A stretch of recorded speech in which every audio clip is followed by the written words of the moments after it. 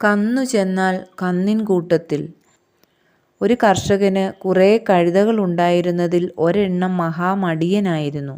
മറ്റു കഴുതകൾ ജോലി ചെയ്യുമ്പോൾ അവൻ തീറ്റ തിന്നുകൊണ്ട് മാറി നിൽക്കുകയേയുള്ളൂ.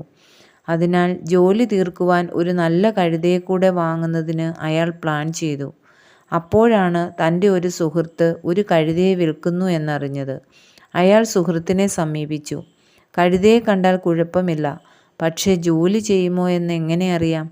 അതിനാൽ 2 ദിവസത്തേക്ക് തൻ്റെ കൂടെ കഴുതയെ വിടുവാൻ അയാൾ സുഹൃത്തിനോട് പറഞ്ഞു. ഇത് ഏതു വിധമുള്ളതെന്ന് മനസ്സിലാക്കി നല്ലതെങ്കിൽ ഞാൻ വാങ്ങും, അല്ലെങ്കിൽ തിരികെ തരുമെന്ന് പറഞ്ഞു. സുഹൃത്ത് അത് സമ്മതിച്ചു. അയാൾ കഴുതയുമായി പോന്നു. അടുത്ത ദിവസം തന്നെ ജോലി ചെയ്യുന്ന കഴുതകളുടെ കൂട്ടത്തിൽ അയാൾ പുതിയ കഴുതയെ എത്തിച്ചു. പക്ഷേ അത് ഉടൻ തന്നെ മടിയൻ കഴുതയുടെ അരികിലെത്തുകയും അവർ തമ്മിൽ സൗഹൃദം കാട്ടുകയും ചെയ്തു. അന്ന് തന്നെ